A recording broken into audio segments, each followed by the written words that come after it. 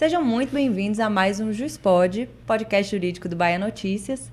Eu sou Karina Calisto. Hoje estou com a co-apresentadora especialíssima, que é especialista nesse tema de saúde, sobretudo direito voltado à saúde, né? E particularmente saúde pública, que é o que vamos falar hoje.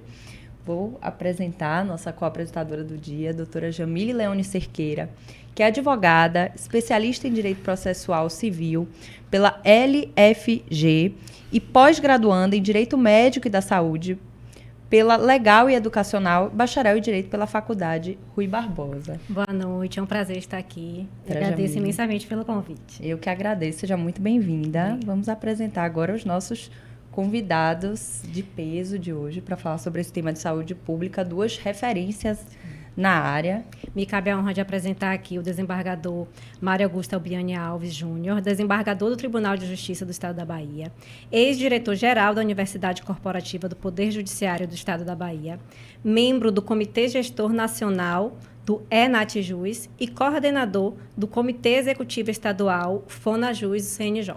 Também estamos recebendo hoje o juiz de direito titular da 8ª Vara da Fazenda Pública e Saúde Pública da Comarca de Salvador, Bahia, que também é desembargador do Tribunal Regional Eleitoral do Estado da Bahia, Dr. Pedro Rogério Godinho, que é membro da Comissão Especial de Informática no Tribunal de Justiça do Estado da Bahia, diretor de Informática da Associação de Magistrados da Bahia, membro do Grupo de Trabalho para a realização de estudos visando a estruturação de plano de melhoria para o sistema do PJE primeiro grau, membro no Núcleo Gestor do Laboratório de Inovação e Inteligência do Poder Judiciário do Estado da Bahia, professor de Direito da Faculdade de Tecnologia e Ciências da Bahia, FTC. Isso é um resumo do currículo dos nossos convidados de hoje. Sejam muito bem-vindos, doutores, ao JuizPod. Obrigada por estarem aqui hoje para bater esse tema super importante sobre saúde pública. É um prazer estar aqui e ser agraciado com as pessoas competentes, com você, doutora Jamile, doutor Mário, e vamos tirar as dúvidas, bater um papo legal. É uma satisfação imensa estar aqui nesse programa de alta audiência e que eu já tenho acompanhado entrevistas aí bem conduzidas por Karina. Muito obrigada. Aí assisti já algumas de colegas, professores eméritos, e é uma satisfação imensa estar aqui participando para conversar, bater um papo aqui e tentar levar para a sociedade e para o mundo jurídico alguma coisa de interesse relacionado à saúde pública. Muito obrigada, doutores. Eu acho que a melhor forma da gente iniciar esse papo é falando do Sistema Único de Saúde. Não é? O Sistema Único de Saúde, cujo Brasil é referência mundial, porque atende aí mais de 200 milhões de pessoas de forma integral e gratuita. Então, eu queria começar perguntando o que de tratamento e medicações é previsto pelo SUS e quais são os critérios e quem seleciona quais são os tratamentos e quais são as medicações que vão ser disponibilizadas pelo Sistema Único de Saúde. Começar? Eu queria pontuar inicialmente que são inúmeros tratamentos, são medicações que são disponibilizadas pelo SUS. O SUS é uma referência em todo o mundo e é um sistema único no mundo que a gente precisa efetivamente preservar. Os tratamentos do SUS, as tecnologias em saúde postas à disposição do cidadão são elencadas numa política pública que deve ser sustentada e sustentável. O governo, o Estado tem que ter uma preocupação com a sustentabilidade do sistema e toda a sociedade tem que ter um compromisso com essa sustentabilidade. O judiciário tem um papel importante nesse contexto e o excesso de judicialização é um fenômeno que tem impactado e já é uma preocupação que surgiu desde 2009 com a audiência pública número 4, onde se debateu esse tema, que o judiciário estava sendo chamado a decidir questões que, em princípio, não era dado a conhecer nem decidir relacionadas a políticas públicas. Quando havia omissão do Estado, o Judiciário era provocado para que o SUS acobertasse determinados tratamentos necessários para o cidadão. Eu digo o seguinte, que são inúmeros os tratamentos devidos pelo SUS, pela política de saúde. E esses tratamentos a gente não pode, assim, aqui elencar todos. Sim. Aqui. Sobretudo porque as tecnologias de saúde vão avançando e vão surgindo novas necessidades. E o orçamento público ele tem um limite para atender essas mudanças em tecnologia de saúde. E na audiência pública número 4, houve essa discussão, tanto no que se refere à busca pela qualificação das decisões judiciais, como também a discussão sobre os impactos que a judicialização trazia, tanto para o orçamento público, tanto para o próprio Poder Judiciário, que também impacta no orçamento de qualquer forma, porque o processo tem custo.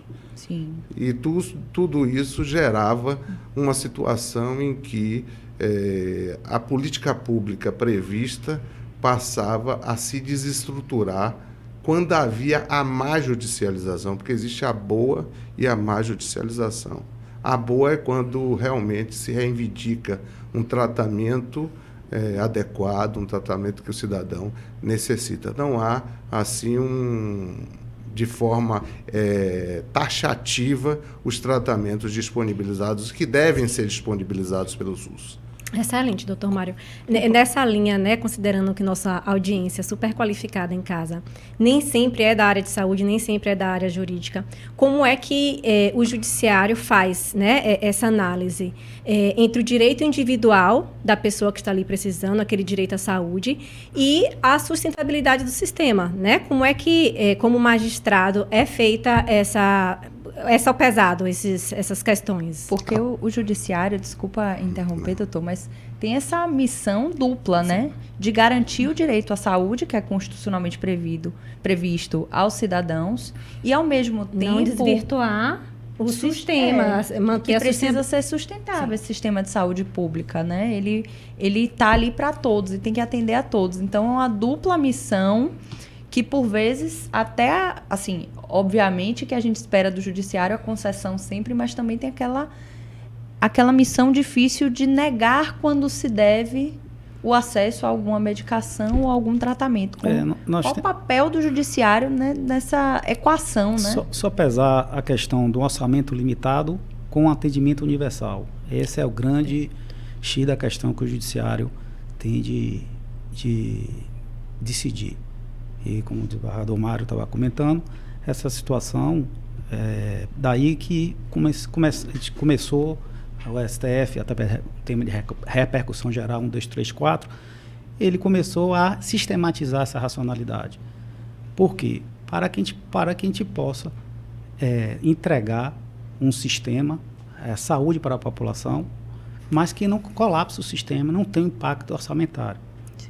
Então, essa questão é muito importante, porque essa problema da judicialização vem aumentando demais. Tem uns dados, a gente estava até conversando um pouco antes, para você ter uma ideia, hoje nós estamos com quase 700 mil processos no Brasil de judicialização. Quase 1 milhão. Então, é uma coisa muito grande. Então, a gente tem de ter essa lógica. A lógica da saúde pública, eu sou juiz da vara de saúde pública, é um pouco diferente da lógica de um juiz que esteja analisando um direito suplementar, exemplo de plano de saúde. Eu tive essa experiência quando eu também julgava Plancer. Mas a lógica do juiz da saúde pública é aquele que ele vai ter de analisar pelo direito social, pelo coletivo, enquanto o outro juiz analisa pela livre iniciativa. O que é que está regido no contrato? Tem contrato que cabe tudo, até avião, aéreo, etc e tal. Vai depender da livre iniciativa, tudo cabe, desde que não ofenda direitos um tipo de direito, mas tudo cabe. Já o outro tem as suas limitações.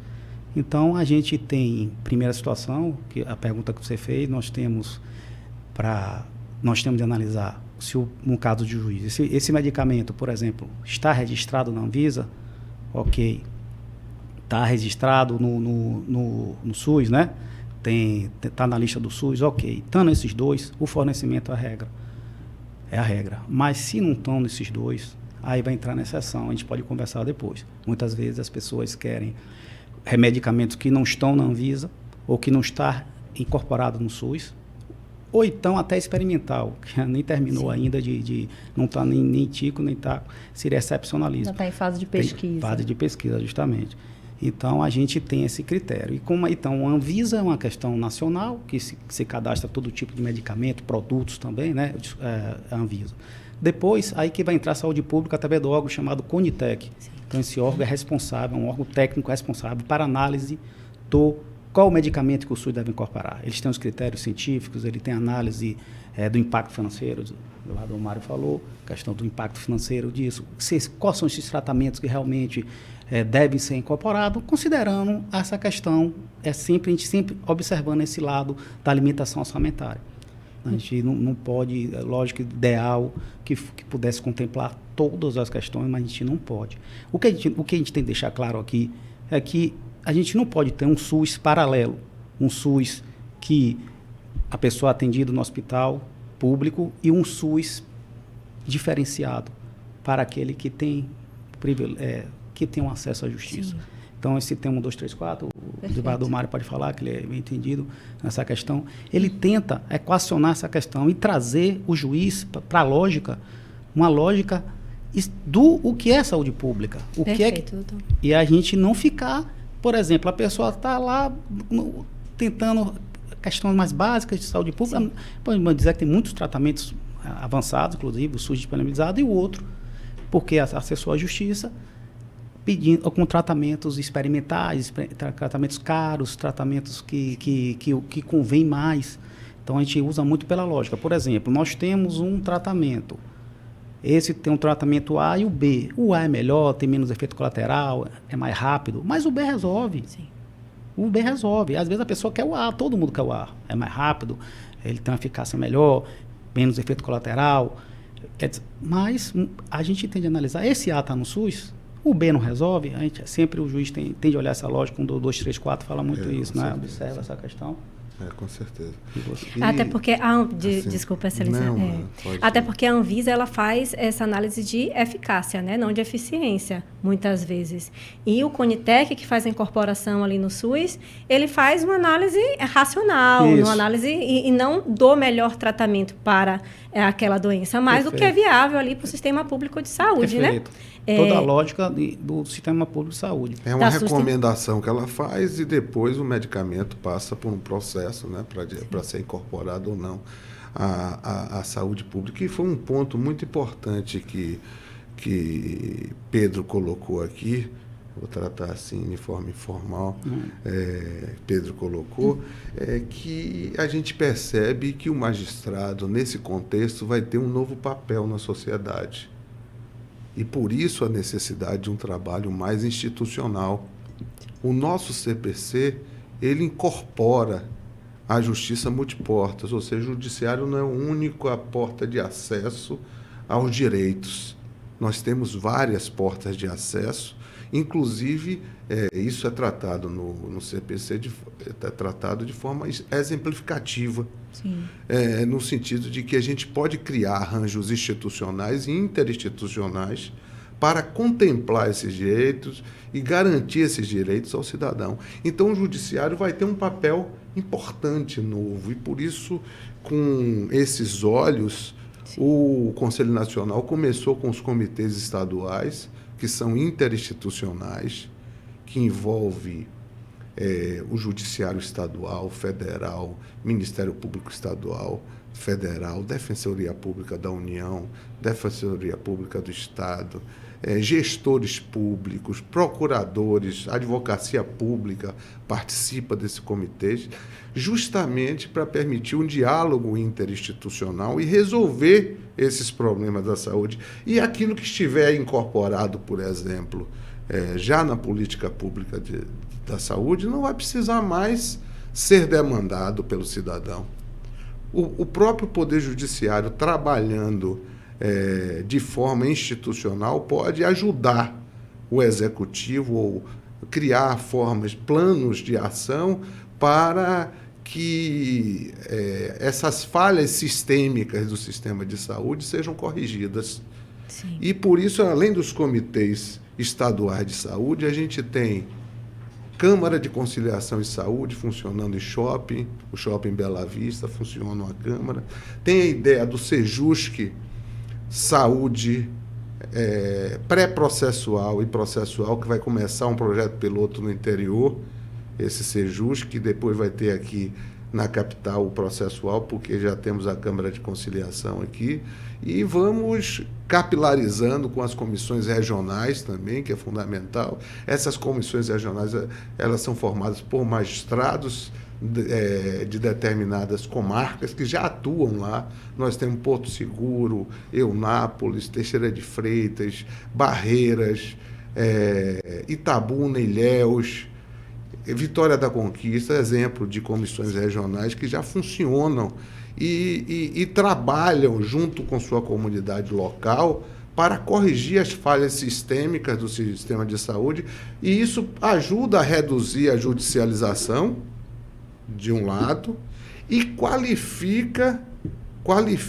a judicialização da saúde, porque tem debates de temas de saúde pública entre todas as instituições. Então, esse debate fica muito mais qualificado. Sim. Então, o direito da saúde vai ser entregue de forma mais qualificada. Então, é importante, né, que o cidadão que necessite de utilizar o SUS, seja por meio da CESAB, não só busque um defensor, um advogado, mas que busque esses meios alternativos administrativos de chegar ao tratamento necessário, né? Esses métodos adequados de resolução de conflitos é fundamental hoje no contexto nosso, de uma judicialização que Pedro pontuou aí, que é assustadora em todos os setores. E na saúde pública não é diferente. Um aspecto muito relevante que o doutor mencionou, desse diálogo interinstitucional, de notas técnicas que são emitidas, porque quando a gente está falando em judicialização de demandas de saúde, não se imagina, a princípio, pelo menos em regra, que magistrados vão ter conhecimento técnico da área de saúde. Então, eles precisam, naturalmente, né, de um respaldo técnico para tomar decisões que são atinentes à área de saúde. E aí a importância de termos varas especializadas de saúde, uma Câmara de Conciliação especializada também para a parte de saúde. E esse diálogo interinstitucional, além dele qualificar esses magistrados para tomarem decisões técnicas, assertivas, né, coerentes com o quadro de saúde, com efetivamente a situação técnica de saúde, que vai além do direito, mas também tem essas notas técnicas que vão diminuir essa judicialização de demandas. E é importante a gente falar para o nosso público, quando a gente fala em diminuição da judicialização, a gente não está querendo diminuir o trabalho de magistrados para poder deixá-los descansando. Nem diminuir direitos, né? Nem diminuir direitos. Muito pelo contrário, é justamente efetivar direitos, porque nós temos uma justiça que é uma justiça que realmente adota medidas para cada vez mais trabalhar de forma mais célere, mais eficiente, mas, ao mesmo tempo, os números de demandas, como o doutor Pedro muito bem colocou aqui, só fazem aumentar. Então, como você consegue atender todas essas pessoas, tanto no sistema de saúde, quanto no sistema de justiça, que estão ali demandando esse acesso à saúde, se ele está sendo inflacionado o tempo todo, né? E eu acho que é importante a gente trazer essa consciência ao nosso público também, que a gente não está falando aqui negativa de acesso à justiça, nem de acesso à saúde, mas eu acho que isso ser feito, né, de uma forma racionalizada. Perfeito, né? Racionalizada. E eu devo dizer, inclusive, que Pedro utiliza muito o Natjuz, deve utilizar, porque o tema 1, 2, 3, 4 impõe hoje que o Natjuz seja ouvido. É uma estrutura, a gente já tem essa estrutura do Natjuz nacional e do Natjuz local. Que é extremamente importante para esse inúmeras diálogo. notas técnicas para que o juiz possa decidir as tutelas de urgência. Mas hoje nós temos um desafio grande, que é de estruturar esse Natjuz de forma a abarcar todas essas demandas de saúde, porque o tema 1, 2, 3, 4 exige no processo judicial que, em caso de medicamento, que o Natjuz seja ouvido. Para quem está em casa, é importante a gente colocar que o Natjuz é o núcleo de apoio ao judiciário, que fornece ali, né, pareceres sobre vários tratamentos, medicamentos que são solicitados, e o magistrado, por não ser especialista em saúde, ele precisa de um embasamento. De uma opinião desses núcleos, né, que é fundamental. E eu devo dizer, inclusive, que é muito importante, que o nosso judiciário está na vanguarda e o nosso Tribunal de Justiça tem avançado muito nacionalmente. Nós tivemos inúmeras conquistas com representantes que estão aí em nível nacional atuando. O nosso judiciário está ocupando esse espaço em nível nacional, inclusive na saúde. E devo dizer que fizemos a desembargadora Cíntia, como presidente do tribunal, ela fez um termo de cooperação com a conselheira Daiane, fazendo esse meio de campo, um termo de cooperação justamente para aperfeiçoar o Natjuz em nível nacional. O judiciário baiano foi eleito para esse desafio. Foi firmado um termo de cooperação com o Einstein e também com o Conselho Nacional de Justiça, subscrito pela desembargadora Cíntia Pina Rezende, e o Conselho Nacional, que nós temos representante hoje efetivo lá no Conselho Nacional, trabalhando firme lá no Conselho. Nós firmamos esse termo de cooperação e a Bahia hoje está trabalhando no aperfeiçoamento do Natjuz para atender tudo aquilo que é necessário para os juízes decidirem de forma qualificada. O Natjuz, ele é chamado hoje de Natjuz 4.0. Sim. Significa que nós temos esse desafio de colocar inteligência artificial, migrar notas técnicas de todos os estados de forma automática, como já migramos porque nós temos o sistema nosso do Natjuz local que migra essas notas técnicas. E essas notas técnicas servirão também para reduzir a judicialização, porque existe uma ideia de também a Defensoria Pública ter acesso da União do Estado, justamente para que não demande aquilo contrário às notas técnicas do Natjuz. Sobre o Natjuz, eu vou tentar aqui me aprofundar um pouco, porque existe um receio em relação à utilização, porque já são notas ali pré-estabelecidas, porque não tem uma individualização para aquele requerente, né, para aquele autor da ação, assim, digamos.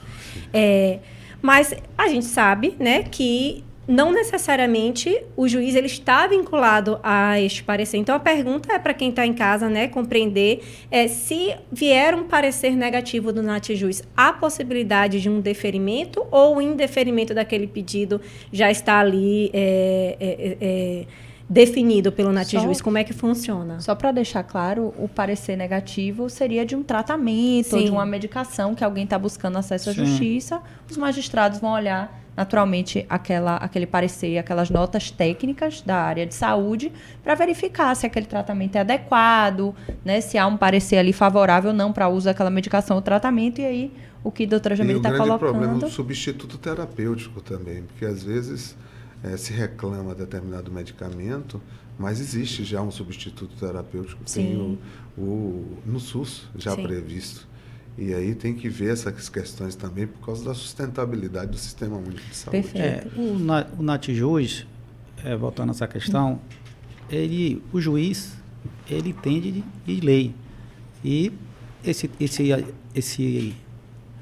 essa questão especializada de saúde, o juiz não entende. Então, quando acontece isso, o juiz nomeia um perito, que é um perito contábil, um cara que é formado em contabilidade, um engenheiro. Então, são pessoas auxiliares do juiz. Nesse caso, o Natjuz é como se fosse um perito realmente. É uma pessoa, um médico, tem uma equipe multidisciplinar, são pessoas especializadas que vão auxiliar o juiz. Então, ele vai auxiliar. Esse parecer não é vinculativo, é facultativo, quer dizer, é um mero parecer, lógico que é importante, o juiz analisa pela experiência dele, mas não é vinculativo. Então, o juiz, a partir do parecer que ele recebeu, seja favorável para dar ou não dar o remédio, o juiz, através da sua fundamentação, o próprio Código Civil fala isso, desde que fundamente devidamente, ele pode discordar do parecer do Natjuz. Lembrando que esse Natjuz realmente era uma coisa até mais tímida, uma equipe multidisciplinar. Hoje é uma equipe grande, diversos médicos, diversas especialidades, nutricionistas, farmacêuticos, enfermeiros, fisioterapeutas, vários profissionais de saúde que se dialogam entre si, a depender do tipo do tratamento, do tipo do medicamento, para ver se aquele caso realmente é abarcado pelo Sistema Único de Saúde. Doutor, até para pontuar a importância, né, de, não sei como o senhor falou, algo que necessariamente tem que ser seguido pelo magistrado, mas essas notas técnicas elas são facultativas, embora importantes para um direcionamento técnico inicial, mas quando a gente está falando em tratamento, cada caso é um caso. Então, vou dar um exemplo muito simples que eu, enquanto leiga da área de saúde, consigo imaginar. Uma pessoa que tem uma alergia, por exemplo, a determinado tratamento.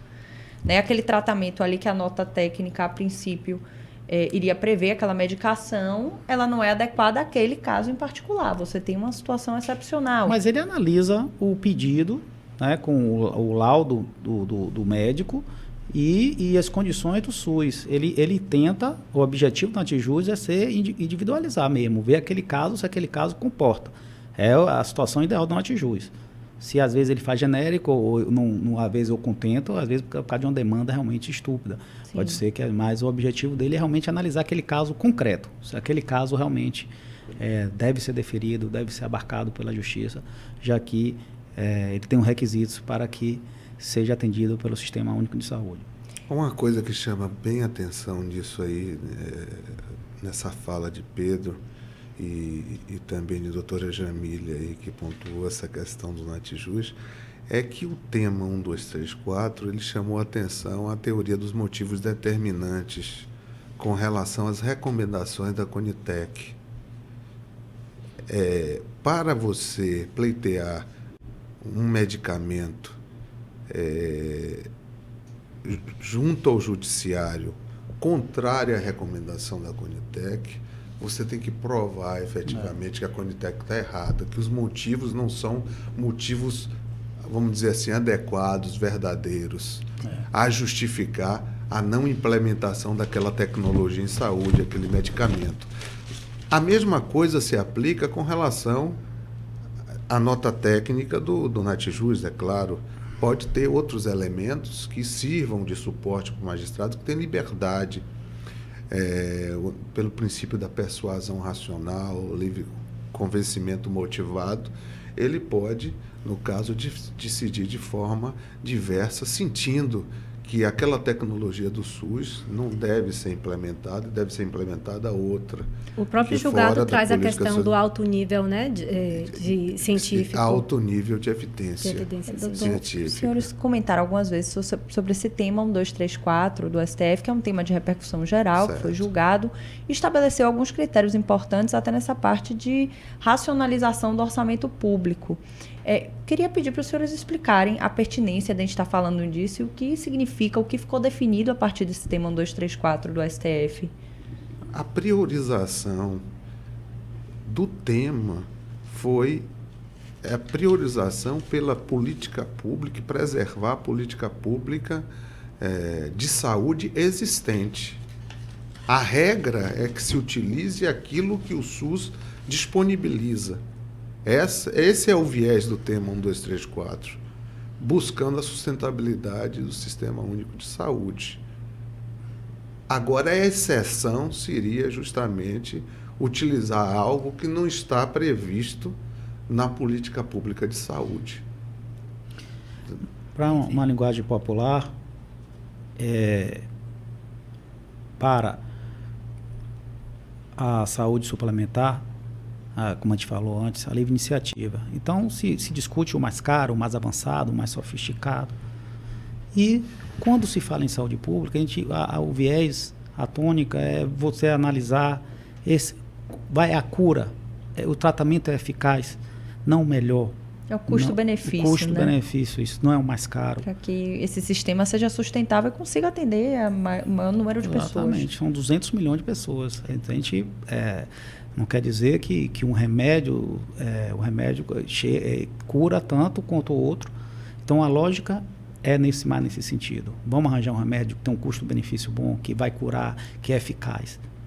Outra, a lógica do privado, o cara que tem dinheiro que pode pagar, vamos pegar o melhor, que tem dinheiro, vamos pegar o mais rápido, aquele que dá cura imediata, que tem sem efeito nenhum, que você possa fazer tudo, que você melhore de uma forma, convalesça da melhor forma possível. Então, essa lógica é diferenciada. E assim, o Sistema Único de Saúde vai se regulamentando. E assim, o juiz também vai analisando no caso concreto. Essa lógica tem de prevalecer. E é isso que o tema 1234 vem. Ele vem para dar essa nova roupagem, esse novo direcionamento para o Poder Judiciário, para que ele não fique distante o que é o SUS na prática e o que é o SUS no Poder Judiciário. Porque o Poder Judiciário trabalha em conjunto, ele vem a ser um auxiliar, né, para casos ilegais, para atrasos, retardos, atrasos, ilegalidades, abusos, mas que não seja um antagônico daquilo que é prestado um Sistema Único de Saúde. É isso? Perfeita a colocação de Dr. Pedro, e eu acresço, inclusive, que no tema 234 tem a exigência hoje de você fazer a provocação administrativa em primeiro lugar. Isso é muito importante a gente tem falar. Uma plataforma nacional que vai ser, já está sendo, inclusive eu presidi no congresso que vai ter em Fortaleza, o Congresso Nacional do Fonajus, agora no início de novembro, uma mesa que vai tratar sobre essa plataforma nacional, que o tema 1234 trata. É até questão geral de direito, né? Tem que ter a pretensão resistida, né? Exatamente. Nesse caso, eu sustento aqui juridicamente, né? Vamos para o juridiquês. As condições da ação, elas são aferidas em abstrato. Aqui vai ser em concreto, em se tratando de medicamento. Precisa provocar administrativamente antes de partir para o processo judicial. Isso ajuda todo mundo, porque desincha o judiciário, logo aquelas demandas de saúde de pessoas que estão precisando, de fato, judicializar para ter aquele direito ali garantido, estão sendo, muitas vezes, sendo deixados ali à espera por outras demandas que poderiam ter sido resolvidas administrativamente. É a priorização da política pública de saúde, né? Vamos colocar em primeiro lugar a política pública que está na política. Aquele medicamento está na política, então aquele medicamento tem que ser disponibilizado. Essa negativa, a gente como magistrado, sob pena inclusive de extinção do processo, né? Vai ser um pré-requisito ele mostrar que houve a negativa, ou que ele entrou e até sem resposta demora. Sim. Mas é preciso que ele mostre. É preciso que ele, de alguma forma, mostre essa ilegalidade, seja por um retardo, seja por uma omissão, sob pena de ele também não vou entrar, vou direto para o juiz. Evitar esse tipo de litígio. Quais temas, doutor, são mais recorrentes em relação ao cidadão que tenta acessar esse sistema público? O que é que vocês mais veem ali nos processos? Quais temas são mais recorrentes, o senhor saberia dizer? Recorrentes e sensíveis, né, doutor Pedro? Verdade. Pedro, você que está aí à frente de uma das varas mais movimentadas do judiciário baiano, é um desafio a cada dia, sobretudo na área de saúde pública, pela quantidade de demanda. Vivencia diariamente essas questões como TEA, né? Isso, TEA, pleito de canabidiol também, coisas assim, não sei. A questão da abordar. saúde psicológica, né? Ou psíquica, né? Então, eu acho que é melhor o Pedro até falar sobre isso, que ele vivencia essa realidade desafiadora e é um juiz assim extremamente produtivo e é uma referência nacional, em uma vara especializada que exige muito. Então, seria muito importante que ele pontuasse isso. Bondade sua. Mas o que a gente vê muito, realmente, a oncologia é um problema hoje. Acho câncer ainda mata muita gente. Dizem, né? Muito problema de poluição, nós temos poluição de tudo que é jeito, alimentações também erradas, alimentações ultraprocessadas, isso aí não vou entrar nessa área de saúde, mas a gente vê muito essa questão, o câncer realmente é um tema bastante recorrente. Nós temos autismo para criança, que é um tema bastante sensível, é uma coisa que vem aumentando, é uma doença que vem aumentando assim, assustadoramente. Você vê, antigamente sala tinha 1 ou 2, agora tem 8, vem comentando salas com 8, 10 pessoas com espectro autista. O canabidiol, que a gente pode conversar um pouco, é um remédio, uma panaceia, serve para um bocado de coisa. Pelo menos é o que se prega, né? Realmente é uma substância bastante interessante. E já tem até eficácia comprovada para algumas doenças. A epilepsia. Refratária, né? Refratária e... Fibromialgia. Acho que até a Anvisa já reconheceu alguns medicamentos. Sim. A eficácia de alguns medicamentos já está no rol da Anvisa. É bom verificar a questão da fibromialgia. Eu não sei se já está dentro da política, porque me parece que a política pública abrange exclusivamente a epilepsia refratária. O que eu queria perguntar é isso. Quanto ao canabidiol, se o SUS ele fornece tratamento à base de canabidiol e quais são os critérios que uma pessoa que busca esse tratamento, que já é comprovadamente eficaz para algumas doenças, né, como a epilepsia refratária, como fazer para buscar o acesso a esse tipo de medicação? O Estado da Bahia, inclusive, já tem um ato disponibilizando o canabidiol para esse tipo de doença. Fantástico. Entendeu? Então, o Estado da Bahia já saiu na frente e já prevê em ato. Aí tem que fazer uma consulta para ver aqueles doenças que estão... Eu tenho certeza que o que está contemplado é a questão da epilepsia refratária, que tem evidência científica. E as demais doenças ainda estão em estudo. É claro que muita gente que utiliza, individualmente até, diz que teve uma melhora, os médicos recomendam, entendeu? Mas ainda não há um estudo mais avançado, uma evidência científica de alto nível, de alta qualidade, para justificar desse respaldo. Perfeito. Exatamente. Aí o SUS, o governo da Bahia incorporou isso, e até o ozonioterapia também, o próprio governo federal, como medicina alternativa, como tratamento. O ozônio ele é eficaz, por exemplo, em feridas, infecções, inflamações. Então, entra como terapia alternativa. Assim como o canabidiol, como o desembargador falou, eu particularmente não sabia desse decreto do presidente. Mas nosso caso como juiz, de fato, ele não é incorporado ao Sistema Único de Saúde. Algumas questões que se levam, realmente o que é que acontece? O canabidiol realmente é um medicamento hoje que está bastante em voga por ele servir teoricamente para várias coisas, ou pelo menos propalam esse tipo de ideia. Aí você vê as pessoas pedindo para dor de cabeça, para não sei o quê, para enxaqueca, diversas. Então, daí que se vê essa limitação disso no Poder Judiciário, entrando nessa lógica da política da medicina MBE, medicina baseada em evidência. Então, daí está essa limitação. Até por ser um tratamento alternativo, doutor, eu acredito que antes, aquele tratamento convencionalmente previsto pelo SUS, ele deva ser priorizado, né? Porque certamente, perguntando assim como alguém que realmente não sabe, mas certamente tem ali uma questão de respaldo técnico naquela medicação e essa lógica de custo-benefício que muitas vezes uma outra medicação ou um outro tratamento menos custoso, ele já está previsto ali no sistema porque ele atenderia uma dor de cabeça, por exemplo, uma cefaleia ou algo do gênero.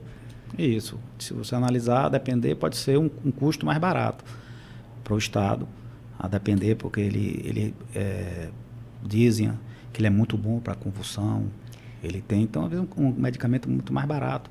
Mas isso qual o problema muito do canabidiol? Ele é muito heterogêneo.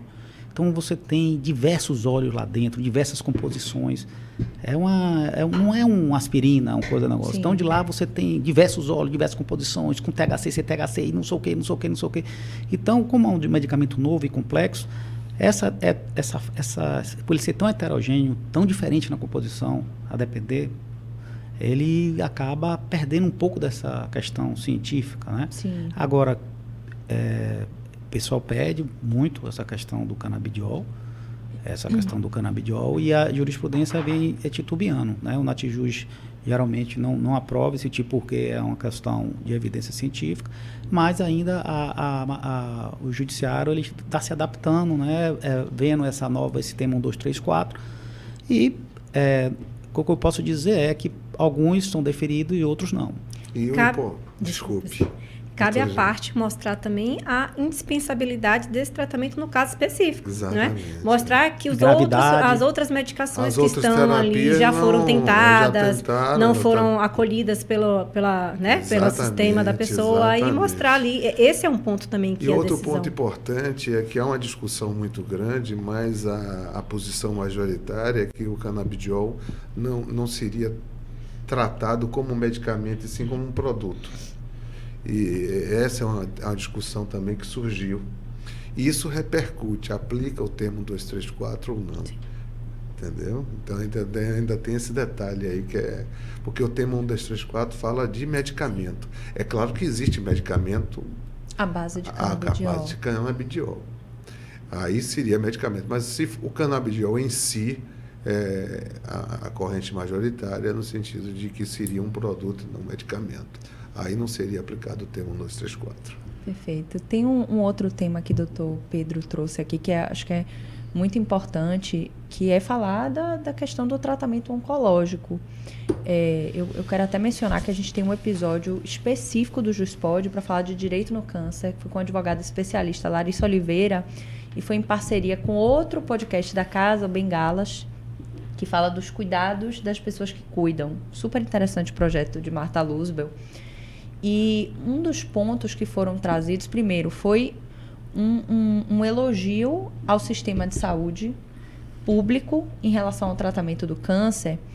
E eu fiquei sabendo que existe uma previsão de que, se uma pessoa tem suspeita de câncer, ela tem ali uma lei que prevê um prazo de 30 dias para ela ter acesso aos exames de diagnóstico e um prazo de 60 dias para ela ter início àquele tratamento.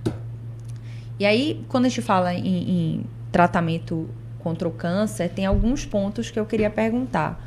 O primeiro é, se há o descumprimento desses prazos, quando há, como deve proceder essa pessoa que está buscando esse acesso a um diagnóstico, a um exame, a um tratamento, se deve judicializar, se deve naturalmente tentar a via administrativa antes, como deve proceder. Porque quando a gente fala de câncer, o tempo muitas vezes é extremamente decisivo. E uma semana, dias, às vezes fazem toda a diferença, né? Então, essa questão do tempo. E aí eu já pergunto, vou emendar com a outra pergunta, que é em relação à fila de tratamento ou a fila para procedimentos cirúrgicos no SUS. Como é que é feita essa eleição para furar fila, por exemplo? Regulação, né? Exato. E quando... Na parte de oncologia, a gente tem cada vez mais tratamentos novos, tratamentos que ainda estão em fase de pesquisa, ainda não tem esse respaldo técnico, né, de resultado, de eficácia, e que são tratamentos também, muitas vezes, muito caros. Como o sistema de justiça e o sistema de saúde lida com esses pedidos de tratamentos que, por vezes, ainda não estão com esse respaldo técnico ou que tem custos muito elevados? O câncer, de fato, é um tratamento bastante requisitado na vara de saúde pública e nas varas também de plano de saúde, porque envolve muitas vezes alto custo, envolve medicamentos experimentais, envolve diversas situações. E vamos ficar adstrito em saúde pública, que é o nosso caso. Então, nós temos medicamentos hoje altamente tecnológicos, né? Você toma uma pílula pequenininha. Esse aí é um exemplo clássico de efeito colateral. O câncer, daquele que a gente falou, de remédios. Temos remédios assim que, às vezes, uma pílula está resolvendo. Sessões de quimioterapia, você pode até suprimir questões de quimioterapia, que é tão dolorosa para o paciente. Mas a gente... É aí que surge aquela situação, que muitos desses remédios não estão, aquilo que você estava comentando, não estão no SUS. Às vezes está na Anvisa, mas não está no SUS. E aí eles pedem esses remédios de alto custo e experimentados. A gente vê muito. Eu já vi casos assim de caixas de 20 mil reais, 30 mil reais, que dá para um mês só. E realmente manter... Uma vez eu estava fazendo um levantamento de um paciente... Ele já tinha gastado, assim, para manter ele, já tinha uns 3, 4 milhões, se você analisar 2 anos de tratamento. Como é uma pessoa normal, né, uma pessoa de classe média, pode abarcar com os custos desse? Muito difícil. Então, muitas vezes ele recorre ao Poder Judiciário para que se veja essa questão.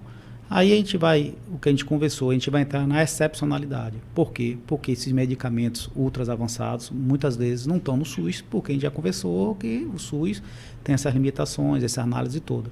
E aí eles tentam, muitas vezes, por via judicial.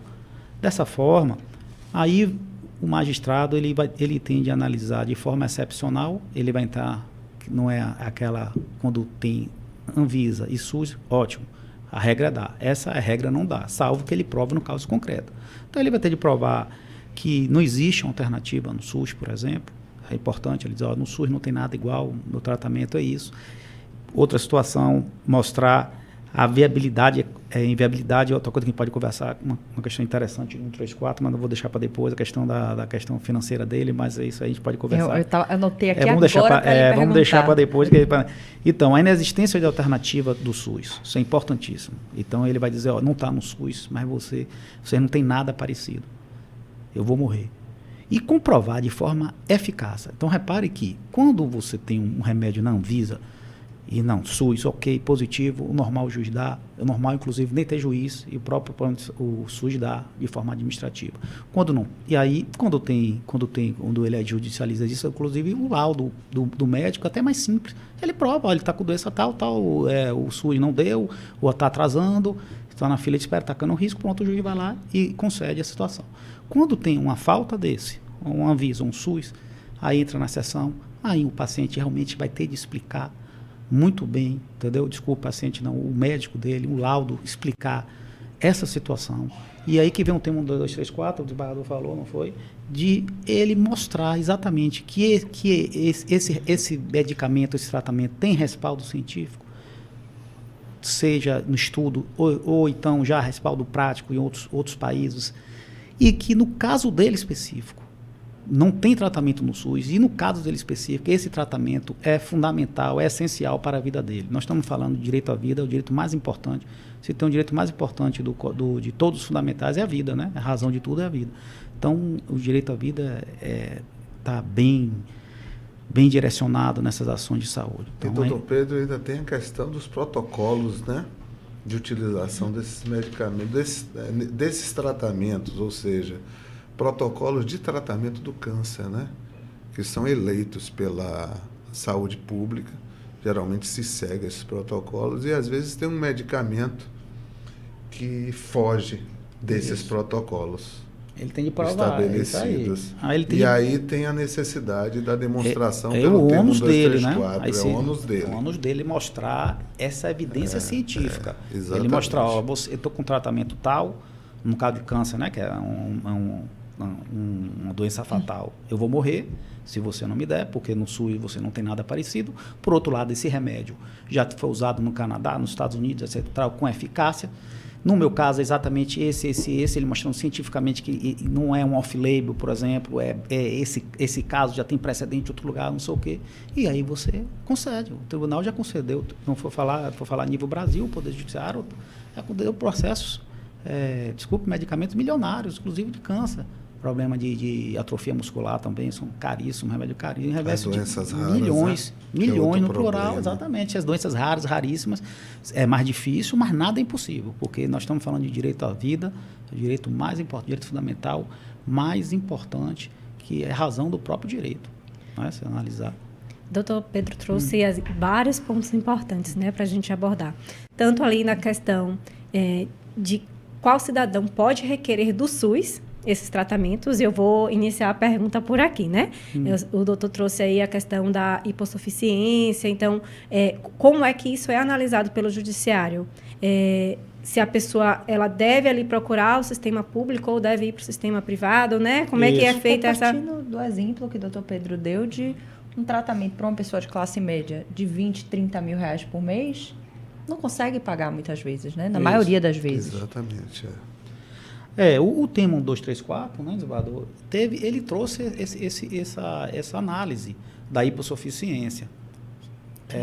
Ele trouxe essa análise, porque nessa hipótese, você teria de provar também que você precisa, que você é um hipossuficiente, ou seja, você não tem condição de arcar com aquele tratamento ou com aquele medicamento. Então, ele fez, se for provado que você tem condições, riquezas para tal, pode ser indeferido pelo magistrado, de acordo com esse tema de repercussão geral. No caso de judicializar, talvez administrativamente, aí eu não sei, aí pode ter um critério lá dele, mas judicializar o tema 1234 fala nessa questão da hipossuficiência. Ele traz como pré-requisito também a pessoa realmente que seja pobre, para evitar que uma pessoa rica, não vou gastar dinheiro, ou então não quero plano de saúde, esse plano de saúde, às vezes o cara tem até um plano de saúde, eu vou pelo SUS que é melhor, porque o plano de saúde eu não sei o que é complicado, resiste mais, ou sei lá o que possa, uma cabeça, e sobrecarregar o Sistema Único de Saúde. Falando ainda em tratamento oncológico, o próprio tratamento, por vezes, pode gerar uma disfunção ou um dano estético significativo, né? Vou dar o exemplo de um câncer de próstata. Muitas vezes há uma disfunção erétil posteriormente. Ou um câncer de mama, em que há uma extração da mama e precisa reconstituir. Até onde o SUS abarca? E aí, por exemplo, tem cirurgia bariátrica, que algumas pessoas, para tratamento de obesidade, faz e fica com uma flacidez significativa da pele. Essa parte estética e funcional, decorrentes da consequência de outros tratamentos, né, de questão de saúde, até onde o que o SUS abarca? Vejam que isso aí já não é medicamento. Tratamento. Pode ser decorrente até da utilização de medicamento. É tratamento. Sim. E por ser tratamento, é a obrigação do SUS, da saúde pública, arcar com isso. Desde que não seja estético esse tratamento. Entendeu? Porque, na realidade, é tratamento. E envolve questões relacionadas, não só questões psicológicas, que podem decorrer das consequências de utilização de um medicamento ou da realização de um procedimento cirúrgico, não só consequências psíquicas, mas também consequências funcionais, físicas, entendeu? E por isso a saúde pública tem que arcar com esses custos. Tem uma coisa que eu lembrei agora, que determinadas mulheres, quando vão submeter a um tratamento quimioterápico, por exemplo, ou até uma extração de útero, já acho que não abarcaria, mas porque não teria como gestar depois, mas intentam fazer, e tem a recomendação, se querem ser mãe, em algum momento de filho biológico, em fazer um congelamento de óvulos. Esse congelamento de óvulos para uma mulher que, depois de ser submetida ao tratamento oncológico, ela não vai mais ter essa possibilidade. Sim, pode ser, né? É o direito de procriar, tudo isso. Não é um luxo, mas uma necessidade diante de uma intervenção cirúrgica ou medicamental que faz que ela pode ficar estéril. Sim, cabível, sim. Interessante falar, assim, já que essa questão de oncologia e TEA, esses tratamentos para o magistrado vai acompanhando. E o que é que a gente vê de interessante? Porque nós temos a questão do processo civil da bitolação do pedido. Ou seja, você só faz aquele pedido e o juiz tem de ficar sob pena de ser ultrapetita ou extrapetita, mas parece um pouco de um direito possessório. As coisas vão acontecendo e a dinâmica do tratamento, TEA principalmente também é um tratamento altamente complexo, e do câncer. Transtorno do espectro autista. Então, essa adaptação de tratamento, no caso de TEA, e de medicamento, por exemplo, no caso de oncologia, pode acontecer no processo. Então, por exemplo, ele começa pedindo um A, B, C, daqui a pouco D, E, F, depois volta para o A, tudo lógico com respaldo médico. Então, você veja como a jurisprudência se adaptou, né? Como o Poder Judiciário se adaptou. A pessoa quer entrar com um novo processo para que ele, porque agora teve uma situação do câncer e desencadeou outro tipo de situação, como ele mexe demais, é um medicamento forte e também o câncer... Que tem muitos efeitos colaterais. E também porque o pleito é de tratamento, né? É do tratamento. E como se trata de ação, de obrigação de fazer...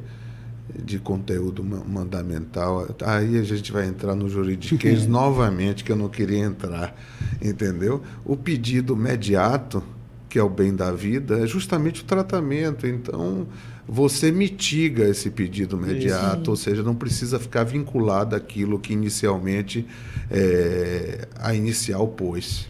Veja que o juiz acompanha, né? Acompanha junto com os médicos da situação do paciente. Porque não é só dar um medicamento, né? Muitas vezes o processo fica em aberto lá anos, a depender do tratamento. Eu vou aproveitar esse seu comentário, doutor. Vou até perguntar algo que vai para os bastidores da atuação dos senhores. Que a gente está falando aqui da atuação de magistrados que estão decidindo, tomando a decisão com todo o respaldo técnico, mas que ao fim e ao cabo estão tomando decisões que mudam a vida de pessoas. E como o doutor Pedro colocou, por vezes acompanham esse tratamento nos autos de um processo.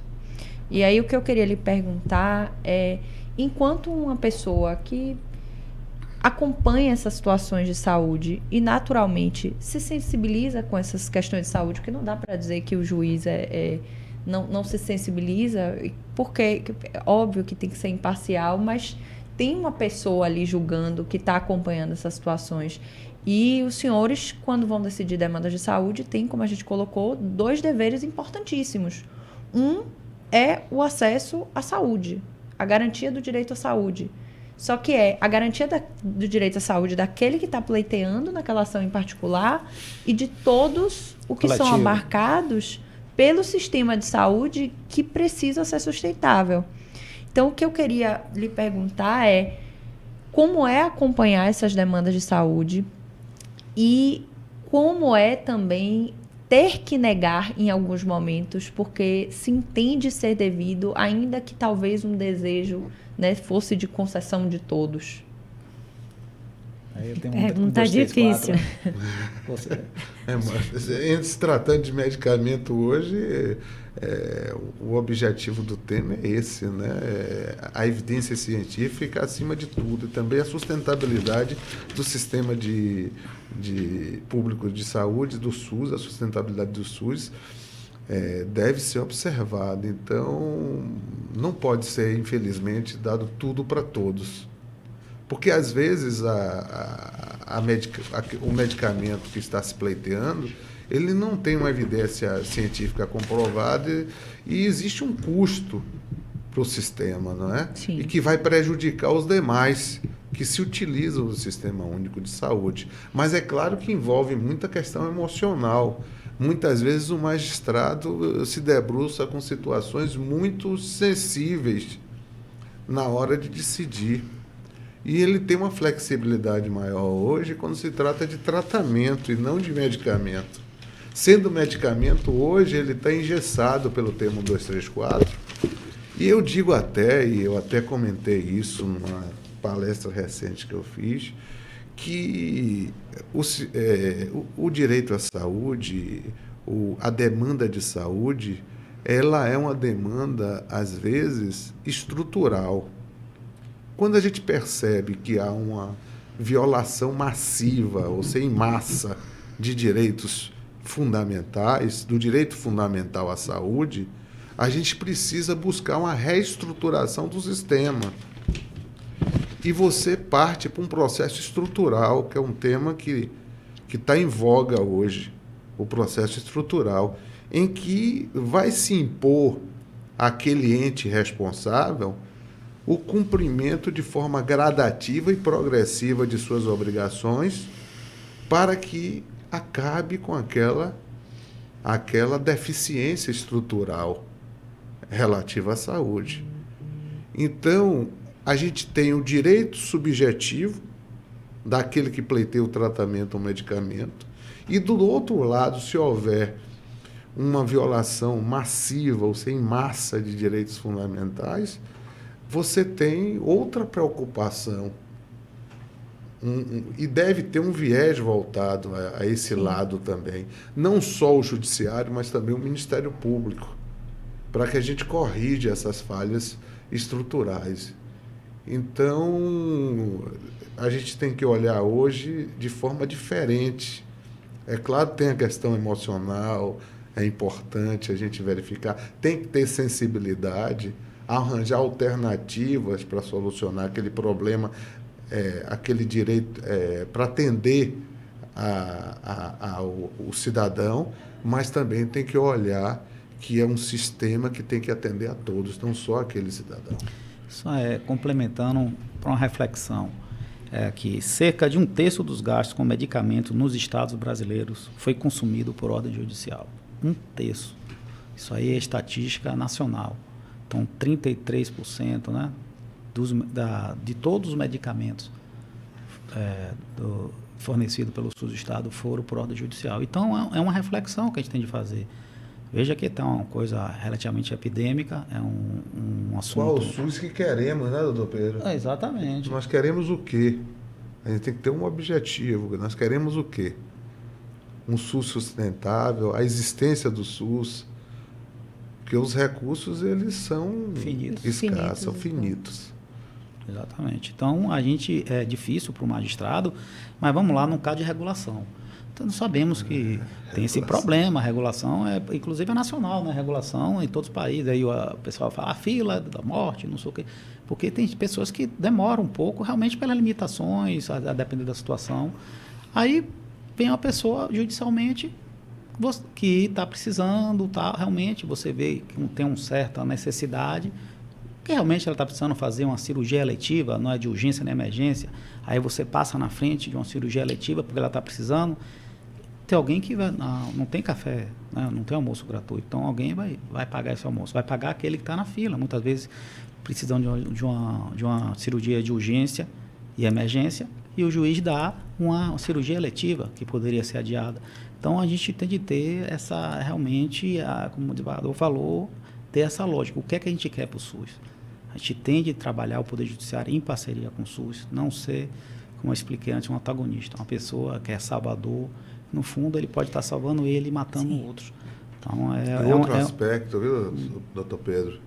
Um aspecto importantíssimo é que tem que ter um investimento na saúde primária, no tratamento, saúde primária. A prevenção é fundamental. Com certeza. Entendeu?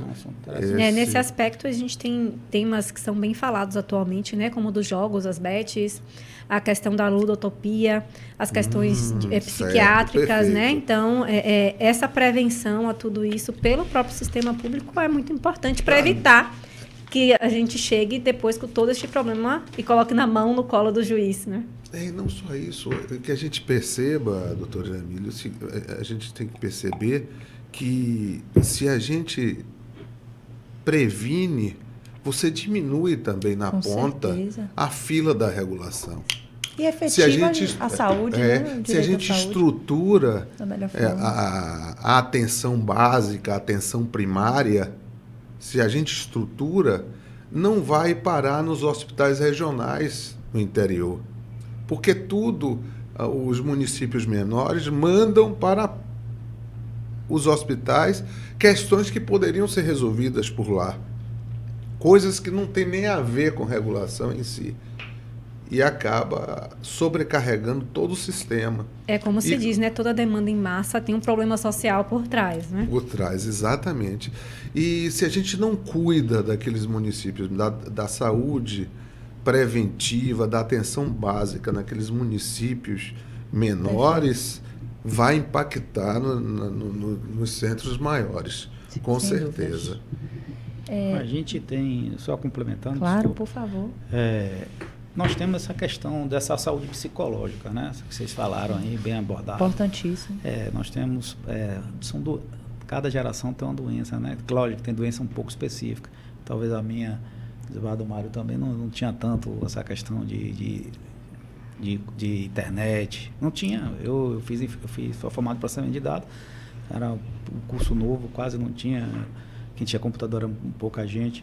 Mas hoje todo mundo, para ter computador, todo mundo tem um celular. Celular nem se fala, redes quase sociais, universal. né? Redes sociais. E tudo que ela traz de comparação, de vícios, né? Enfim. Isso. Então, nós temos, por causa disso, uma exacerbada, né? Doenças psicológicas que a gente não via na geração. Pelo menos é o que diz os médicos. O comentário, a gente vai comentando um com o outro, a gente vai vendo um problema, como a doutora Jamile falou, a questão de aposta online. Um problema gravíssimo, pessoas pegando dinheiro até do benefício, pessoa quer dizer, um dinheiro básico para apostar, você vê que já é uma doença mesmo. E aí que vem para o judiciário, que o pessoal pede internamento compulsório. É isso que eu só queria falar, agora à medida que eles chegam para a gente, e chegam para internar, como tem de droga não deixa de ser uma droga isso, né? Sim. A pessoa a gente interna também com drogas, essa questão compulsória, suicídio também, infelizmente, é uma situação que está muito avantajado em relação a muitos jovens. Em geral, a sociedade mais doente, mais individualista. Então, tudo isso tem essas consequências, como vocês acabaram de falar. Toda a questão de massa, toda a questão social tem consequências boas e ruins. Então, isso aí, lógico, transpassa para o Poder Judiciário e nesse sentido muito de internamento. Porque um cara que está jogando compulsoriamente, está usando droga, está numa situação de suicídio, ele precisa realmente, ele não tem mais controle de si, a ponto, a família também já não consegue, já pede essa racionalidade e precisa ser internado para que use medicamentos, tratamentos psicológicos, para que tente voltar a uma vida normal. Nós temos também a pandemia, que foi uma situação... Foi devastadora. Saúde mental de muitas pessoas. A saúde de muitas pessoas ficaram trancafiadas em apartamentos pequenos, e aquele drama todo, né? A pessoa vai morrer ou não vai, ninguém sabia mais. E isso realmente afetou muito. O pessoal comenta, né? A gente conversando assim com alguns profissionais de saúde, fala que realmente essa pandemia teve uma consequência grave, vamos dizer assim. Não vou dizer grave, mas uma consequência bastante nefasta, né? Para pessoas, algumas pessoas que assim passaram e tiveram esse trauma por essa questão da pandêmica, né? E quanto à regulação, só para pontuar que é importante também, os municípios têm essa obrigação quanto à atenção primária, atenção básica, e se houver um investimento nesses municípios, a gente vai perceber que pode haver uma redução lá na ponta, na regulação, porque cai muito caso que o judiciário tem que decidir, e por vezes tem que mandar internar mesmo, ou fazer determinado tratamento que é urgente, não pode esperar mais, e o Estado tem que cumprir. Aí dizem assim, não, aí é um furar-fila, mas não é bem o furar-fila, porque se o Estado deixa o cidadão de fora da regulação nesse caso e não tem como atendê-lo, ele vai ter que arranjar um jeito de atender e não tirar um da fila. É um critério de prioridade, né, doutor? Depender de circunstâncias concretas. Isso. São critérios de prioridade, mas o judiciário não tem acesso a isso. Perfeito. E às vezes tem um fura-fila mesmo, agora não por culpa do judiciário, porque se está tirando alguém da fila, é porque não tem estrutura na política para atender aquele cidadão. Perfeito. Teria muitas mais perguntas para fazer, porque a gente está falando de um tema que, assim, tem vários aspectos importantes e relevantes, mas eu vou terminar com uma notícia que eu vi recentemente, para poder fazer uma pergunta em relação ao sistema público de saúde. Recentemente saiu notícias, aqui eu estou lendo, do Conselho Federal de Farmácia.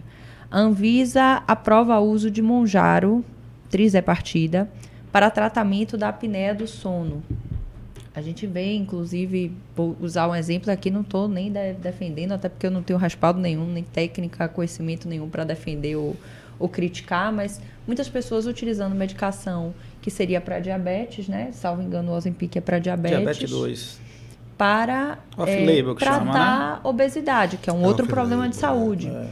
E, de fato, o que se vê é que tem pessoas que tiveram resultados para a obesidade relevantes. O que eu queria perguntar é a utilização, o que a gente chama de utilização off-label de medicação, né? Uma medicação que ela foi aprovada para determinado tratamento, para determinada doença, e ela, como um de seus efeitos colaterais, ela acaba virando o tratamento, ou sendo um possível tratamento para uma outra doença, para um outro problema de saúde. Como isso é previsto, abarcado pelo sistema público de saúde? Nesse caso aí do Mounjaro, nessa notícia aí que foi posta, a Anvisa, né, no caso, aprovou. E ainda não há uma recomendação da Conitec. Sim. Não está incorporado na política pública. Isso. É claro que se alguém quiser um Mounjaro, vai ter que entrar na justiça e doutor, agora e que vai encher esse judiciário, meu Deus. Mas vai ter que passar pelo crivo do tema 1, 2, 3, 4, por todos os critérios ali estabelecidos. E a relevância, a evidência científica de alta relevância tem que ser examinada, é claro. E também a questão do objetivo do tema também, que é manter o sistema de saúde sustentável, né? Tem que ver isso também. Lembrando que e sobrepeso... Também ver, isso é tratamento ou é medicamento? Tem que ver também essa questão. Se define se está abarcado pelo tema 1, 2, 3, 4, se não está. E se deve ser dado pela saúde pública ou não, porque os custos são imensos, né? Só lembrando aí, para quem ouviu essa possibilidade de judicialização, sobrepeso por si só não é um problema de saúde, tá? Então... O Ozempic é um exemplo clássico de off-label, né? Quer dizer, como a doutora aí, Karina falou, off-label é o quê? É um remédio que ela foi destinado para A e o pessoal bota para B e realmente acaba... Descobriu que tem um resultado. Tem um resultado para B. Então, por exemplo, o Ozempic, que começou, depois entrou o Mounjaro, eles são realmente para controle de glicemia, diabetes tipo 2. E o objetivo desse remédio foi isso. Mas se percebeu que aquele que usa esse tipo de remédio tem um emagrecimento. E, de fato, isso emagrece mesmo. Isso é a verdade. Você vê pessoas perdendo uma quantidade de estudo. Tem gente falando até que é uma bariátrica quase, né? Não, e tem pessoas que têm sobrepeso e tem pessoas que têm obesidade, que é uma questão de saúde. É isso. Mas aí, é o que o desembargador estava comentando, a gente vai andar. Tem terapia alternativa incorporada pelo SUS com eficácia semelhante?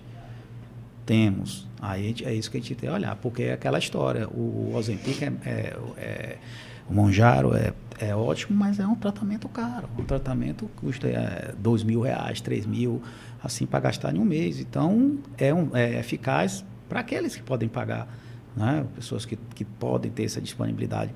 Talvez no SUS, se não tiver nada, o juiz provavelmente vai deferir. Mas pode ter outro tipo de remédio que tenha uma eficácia, ou então algum tipo de tratamento que tenha essa eficácia, que não precisa ser um remédio tão caro. Então, realmente é caro hoje o Mounjaro. E que seja específico para aquele tratamento de saúde, né? Para aquele problema de saúde. Você tem um remédio eficaz que também resolve aquele problema, essa lógica. E é por isso mesmo que hoje o Mounjaro, ele não está no SUS ainda, né? Só se for não para emagrecimento. E como é off-label, apesar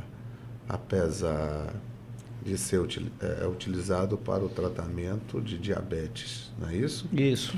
Então, como é off-label, aí tem que se aplicar o termo 1, 2, 3, 4. Se considerar ele como medicamento e não tratamento. Na hipótese que, sendo medicamento, tem que submeter aos critérios rígidos do tema 1, 2, 3, 4. Excelente. Eu quero agradecer mais uma vez a participação do desembargador, magistrado, também desembargador do TRE. Foi um bate-papo, eu acho que Interessantíssimo, muito rico. Muito rico. Acho que a gente conseguiu passar muita informação relevante para quem está nos ouvindo, e esse é o intuito desse projeto. Agradecer a doutora Jamile também por enriquecer ainda mais Eu que o agradeço. nosso bate-papo hoje. E é isso. Muito obrigada, doutores. Fico muito honrada com a presença dos senhores e obrigada mais uma vez. As portas do JustPod estão sempre abertas para recebê-los. Foi um prazer. Prazer também, obrigado. Eu Obrigado a você agradeço imensamente essa participação. Estamos à disposição sempre. também. Obrigada. Então é isso, Boa pessoal. noite. Por hoje é só. Boa noite. Foi bom, rendeu, Até o né? próximo JustPod. A gente não falou